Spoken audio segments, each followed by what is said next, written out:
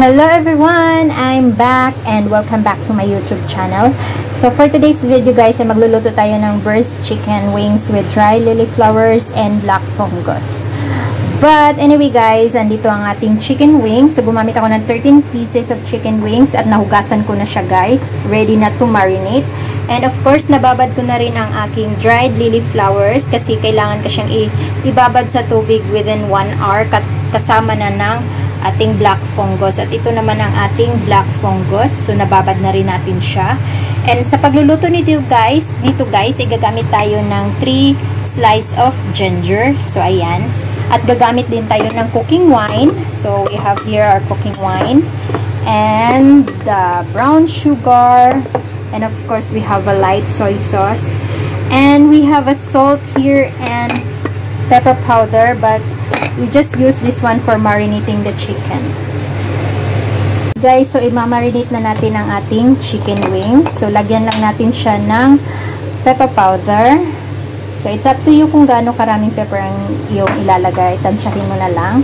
And of course, we put 1 teaspoon of salt. Alright, so ganito lang ang pagmamarinate ng ating chicken wings. So, ayan guys, imamarinate lang natin ang ating chicken wings sa salt at saka sa pepper powder.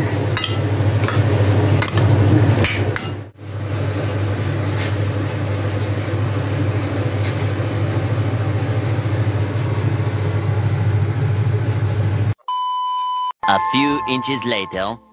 Alright guys, at umpisahan na nating magluto ng ating breast chicken wings with dry lily flowers and black fungus. Reheat na natin ang ating pot, so pwede na nating lagyan ng oil. Mainit na ang ating oil, pwede na nating ilagay ang ating ginger. Alright guys, so ipa-fry lang natin ang ating ginger. So this recipe guys is so easy and quick recipe. Hindi na natin ilagay ang ating chicken wings. Fry natin ang ating chicken wings together with our ginger. Let's fry the chicken wings briefly. Ayan. Let's fry it together with our ginger.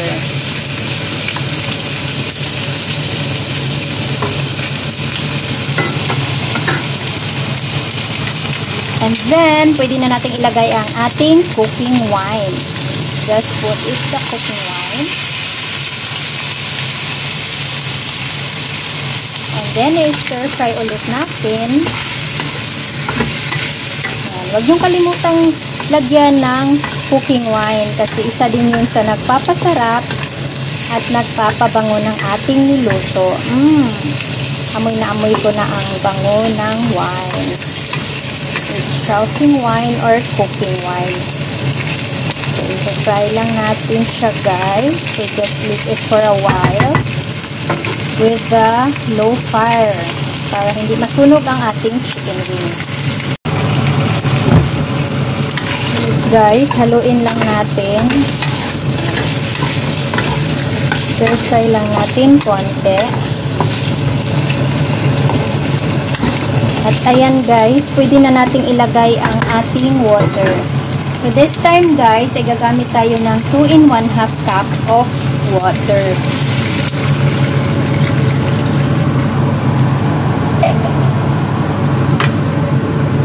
Ayan, nalagay na natin ang ating water.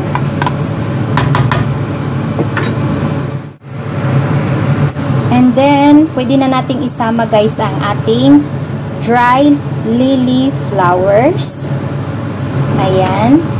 At pagkatapos, isama na rin natin ang ating black fungus. Siyempre, lagyan natin ng light soy sauce. 1/2 tablespoon of light soy sauce. And siyempre, gagamit din tayo ng 1 teaspoon of sugar. Ayan guys, gamit tayo ng brown sugar, okay? Kung wala kayong brown sugar sa mga bahay nyo, pwede rin kayong gumamit ng white sugar. It's up to you guys kung anong available sa inyo. So, ayan. I-mix lang natin. Ayan. I-mix lang natin siya konti, guys. Alright. And then, takpan natin. Ayan. Just cover it and bring to boil, guys. A few minutes later, char. So, I will just open it, guys, to check our breast chicken wings. So, haluin lang natin siya konti para yung chicken na nasa gilid ay ilagay natin sa gitna.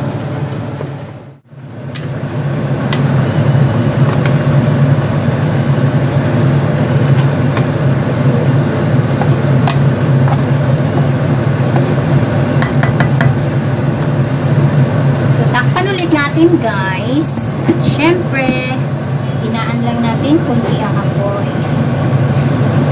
Ayan, just leave it, guys, just leave it for a while. A few inches later.